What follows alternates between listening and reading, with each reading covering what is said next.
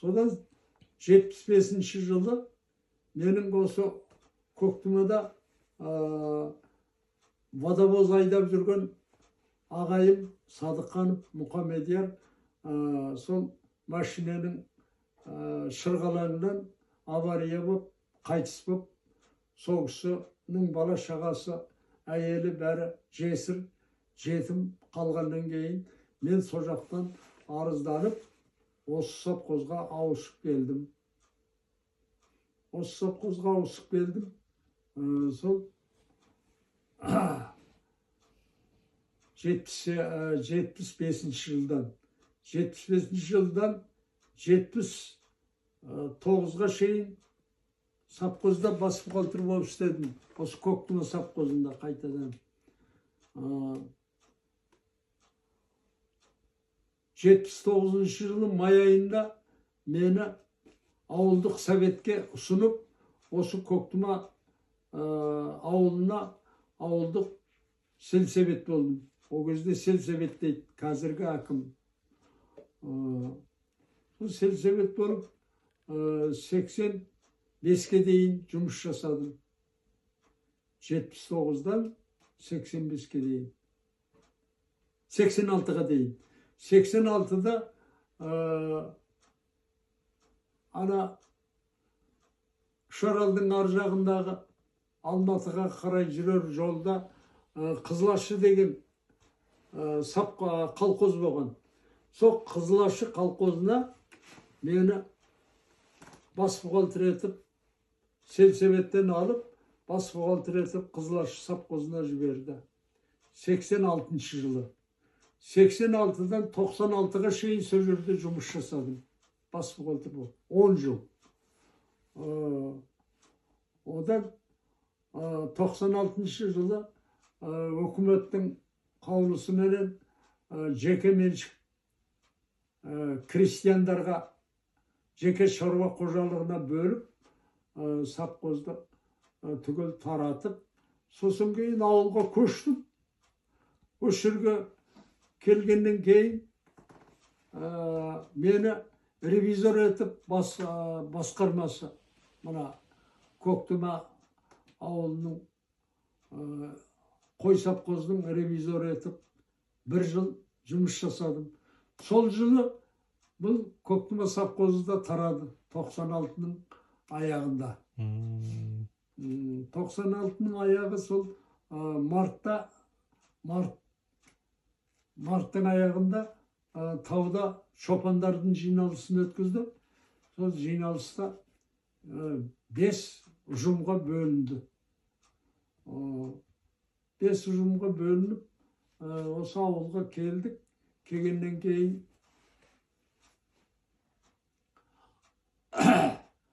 ана 5 ұжымға әркім өз еркіменен барып қосылғандар қосылды. Ал енді қалған адамдар болды. Басқадар қабылдамаған жаңағы. Сол қабылдамаған қалған адамдарды жиыстырып, мен де крестьян бір шаруашылық алайын деп жаңағы басқармасына айтып, сол Қызылқайың деген бізде жер бар, Тоқтаның бер жағында. Сол Қызылқайың жердің атына Қызылқайың шаруашылық қожасы деп, соған мен өзім бастығы болып, соны жиыстырып, Қызылқайың шаруа қожалығы болдық. Сол Қызылқайың шаруа қожалығында жұмыс жасадым, пенсияға шыққанша. Пенсияға шыққаннан кейін Қызылқайың шаруа қожалығын менің әйелімнің атына аударды. Қазір сол шаруашылық бар, жұмыс жасайды. Ақырын жүріп жатырмыз. Рахмет ата. Ата, енді тағы да сұрағым келгені мына Көктұма ауылының тарихына қатысты. Енді мен бір деректерде естіп едім, Көктұма ауылының тарихы осы 1906 жылдан басталады. Сол кезде алғаш балықшы орыс славян ұлттарының келуімен осы ауылдың тарихы басталады дейді. Енді сіздің бұл туралы қандай хабарларыңыз бар, соны айта кетсеңіз, және де сол кездегі осы ауылдың негізін қалауға еңбегі сіңген орыс азаматтарын атай аласыз ба? Бұл енді бұларды мемлекетіміздің бұйрығы, Сталиннің басшылығыменен болған жағдай, мына орыстар өкіметке қарсы шыққан орыстар болған. Орыс болғанда енді әрбір ұлт қой енді. Қақылдары бар, оның ішінде жаңағы орыстары бар. Олар да бөлінеді біздің қазақтар сияқылды. Сонда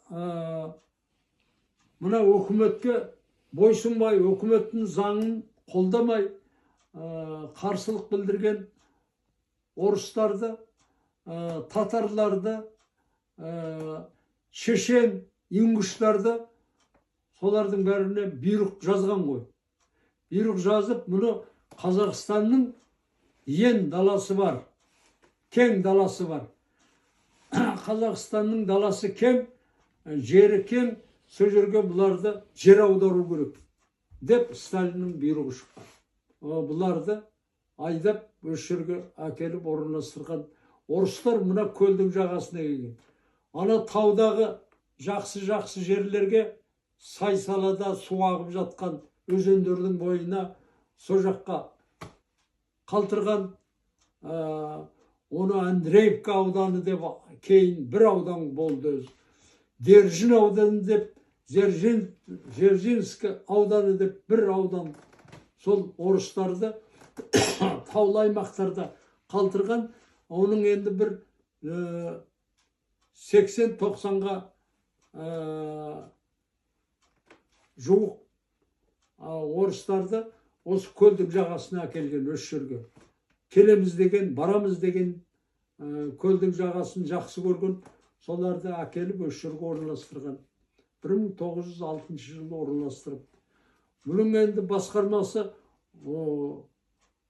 мен енді кейінде көргенім,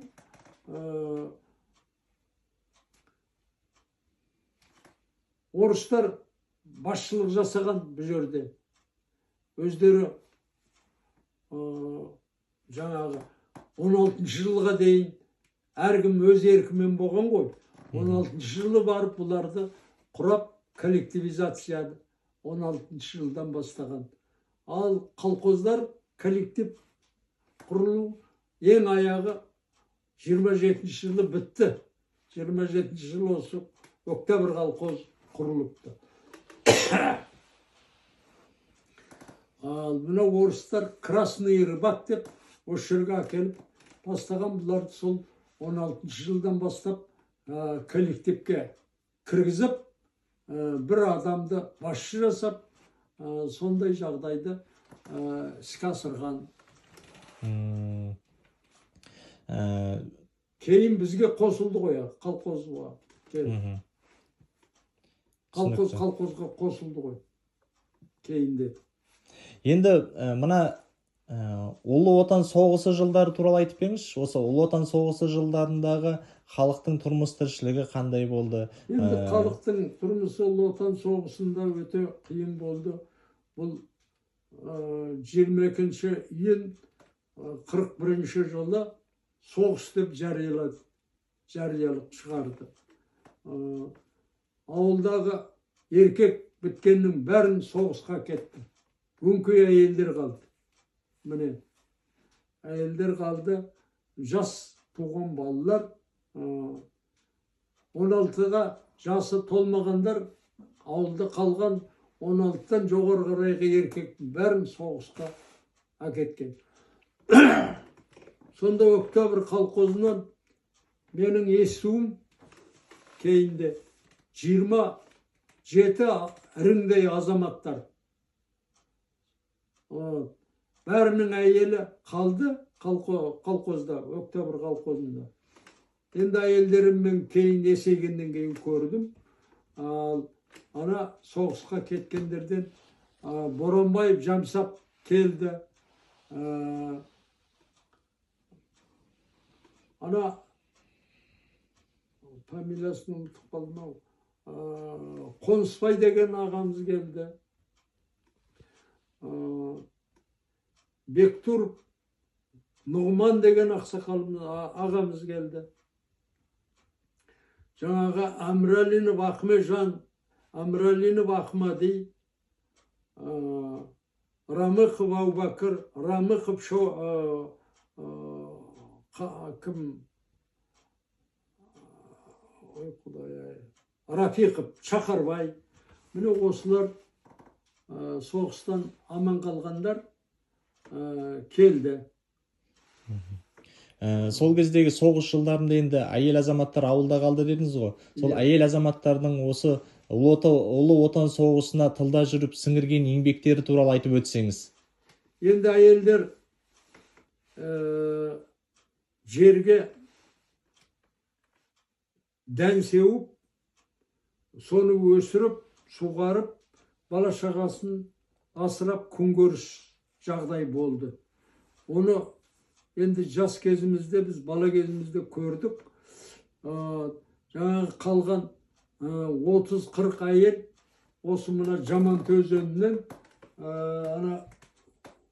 Оңағашқа дейін станцияның астында Оңағаш деген жер бар. Мына қазіргі станцияның аяғында.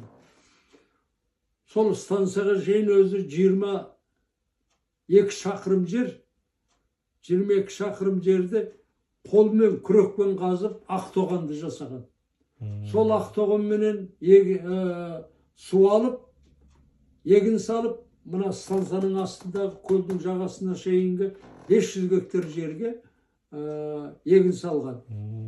Бұл жерге сонда бидай салат, арпа, сұлы, сондай дақылдарды салып, жаңағы Иманғазының Байғабыл деген ағамыз соғыстан аман келген. Жаңағы сол Ақтоғанды салған әйел адамдардың есімін атай аласыз ба? Иә, сонда сол Октябрь колхозы сол әйелдер Ақтоғанды жасап, содан кейін мына жерде 500 гектар жер бар. Соның бәрі емес, бәріне себуге шама жоқ. Күрекпен басып, жерді топырағын аударып, содан кейін соған бидайды шашқан.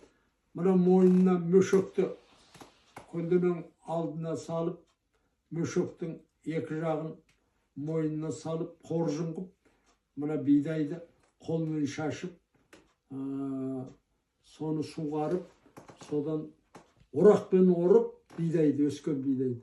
Орақпен орып, бауға байлайды, бір-бір құшақ мынандай. Бидайдың сабағын баумен байлайды. Ол сабағын бауымен әкеліп, мала-тилкіге саламыз. Мала-тилкіге 6 ат шегіледі. 6 атты ана ортасына тұрып алаттағы сол ұзын қамшыменен айғайлап үйіріп отырып, жаңағы 6 атты айдайды. 6 аттың артына байлаған шаңтас бар. Шаңтасқа бидайды тастайды, жаңағы бауды, байлап әкелген бауды. Бауды тастайды дағы, соның үстіменен 6 атты айдайды. Сонда атқа тіркеген шаңтас бидайды бәрін үгітеді. Бидайдың бәрін үгітіп, сабағын апарып, маяға жинайды да, бидайды сыпырып алып, ұшырады. Ұшырғанда кәдімгідей күрек, ағаш күрекпенен алып ұшырады. Оны тазалайтын техника жоқ ол заманда. Содан бидайды лақтырып, әйелдер тазалайды, қолмен ұрады, бауға байлайды. Міне әйелдердің сол кезде жасаған жұмысы. Содан кейін науа жасап, науа өгіз шегіп, бір өгізге жаңағы арбаны тіркейді да, үстіне науаны қойып, науаға толтырып, бидайды тиеп, әкеліп колхоздың складына төгеді.